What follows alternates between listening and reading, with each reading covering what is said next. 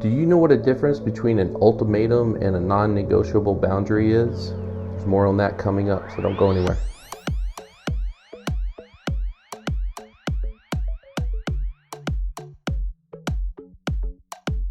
Hey everybody, welcome to Recovery TV. Today we're going to talk about the difference in ultimatums and non-negotiable boundaries. But before we begin, I just want to remind you to please subscribe to our channel and don't forget to ring that bell so you can be notified when more helpful videos like this are posted. Now let's get to it.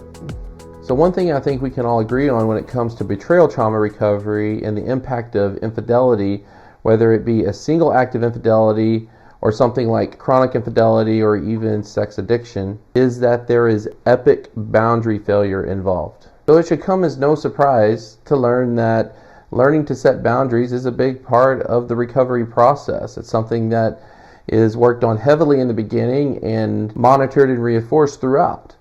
You might be thinking, well, of course, the person who committed the acts of infidelity needs a lot of help in learning how to establish and maintain healthy boundaries. And you'd be right about that. That is part of the process. But what you may or may not be surprised by is that the partners that have been impacted by the infidelity also are working at setting the appropriate boundaries.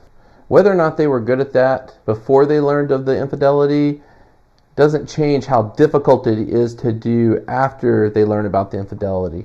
And that's mainly because they've been so injured and they've been hurt to such a degree that they're questioning everything that they know, and they have a hard time trusting their partners, but even trusting themselves on what's real, what is right, what do they need to do, and they often just don't know. And so setting boundaries actually becomes hard for them, even if it wasn't before. I recently did a video on something we call the one down position, which is an intervention that's designed for the unfaithful partner to help with the betrayed partner's recovery and healing, specifically related to the types of boundaries that the betrayed partner is requesting in their current injured state of existence. I'll make sure to put a link of that in the cards and also in the description of this video below so you can check that video out at your own leisure. A lot of partners that have been injured by infidelity really find themselves in this bind of needing to be angry and upset with their partner, but also afraid that by doing so and showing them that injury, that the unfaithful partner will just go ahead and leave them. But there's one type of boundary that seems to be very difficult and sometimes controversial, and we call those boundaries non-negotiables. A non-negotiable boundary is just what it sounds like. It's the type of boundary that implies that there are certain lines that just can't be crossed without severe consequences. Whether you're consciously aware of it or not, the reality is that we all have non-negotiable boundaries. But for most of us, we typically don't even think about our non-negotiable boundaries from day to day until someone crosses them. When that happens to someone in a relationship which creates a betrayal trauma injury, they not only have to stare this type of boundary in the face, they are also tasked with addressing the non-negotiable boundaries with the person who is in violation of crossing them. It's a very difficult but often important part of the recovery process. But one thing that will often happen is that the unfaithful partner will come in and say, I don't like that my partner is giving me ultimatums. Usually I'm very quick to correct them to say that they're not giving you ultimatums, they're non-negotiable boundaries, and there is a difference. So before we go any further, let's just go ahead and define ultimatum. Let's look at it from what the dictionary says. The American Heritage Dictionary defines ultimatum as a final offer or demand made by one party to another, especially in diplomatic negotiations, expressing or implying the threat of serious consequence or the break-off of relations if the terms are not accepted. So if you're going to go by the actual dictionary definition of an ultimatum, then what the betrayed partners are doing with non-negotiable boundaries actually kind of fits that definition. But when you look at how our culture has historically used the word ultimatum, and then you look at what a healthy, loving couple relationship is supposed to be, it doesn't really seem to fit. So we don't like to use the word ultimatum to describe a non-negotiable boundary, and here's why. In a couple relationship, ultimatums are usually punitive. They're designed to hurt or to punish. You need to do this or else. So ultimatums have an energy that's punitive, and they are very you-focused. If you don't do this, you're going to wish you had. Non-negotiable boundaries, on the other hand, aren't about being punitive.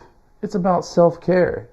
It's about self-respect. It's about facing the reality that you really hurt me and I'm not supposed to trust you right now. But there's a lot of things that you need to be doing so that I can learn to feel safe with you again. So where the purpose of an ultimatum is punitive, the purpose of a non-negotiable boundary is healing and creating safety in the relationship. From a position of self-care and self-respect, this is just what I require right now. One final big difference between an ultimatum and a non-negotiable boundary is that ultimatums are often reactionary, whereas non-negotiable boundaries are revolutionary. What I mean by that is when people make ultimatums, it often feels more like a knee-jerk response to certain difficult emotions. So sometimes in betrayal trauma couple recovery, that definitely can happen.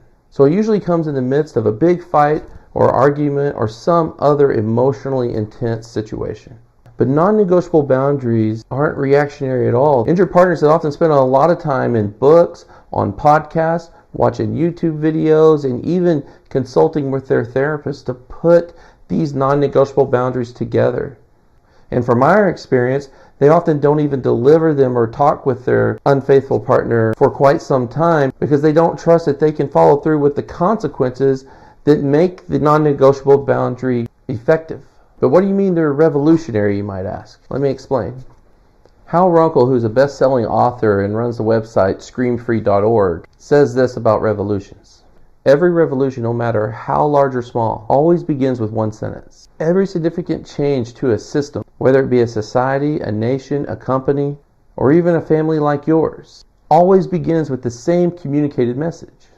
I'm not sure what anyone else is going to do, but this is what I'm going to do. That's why I say that non-negotiable boundaries are revolutionary, which makes them extremely important in the success of individual and couple recovery moving forward. But as I mentioned, they're very difficult to identify, much less enforce. So my encouragement to you is, as always, please check out those therapist directories that I put in the description of this video so that you can find somebody that works with betrayal trauma in your area to help you navigate all this, because it's very difficult, and non-negotiable boundaries is just one of those difficult pieces. But also, as always, keep healing, keep moving forward, and I'll see you back here next time.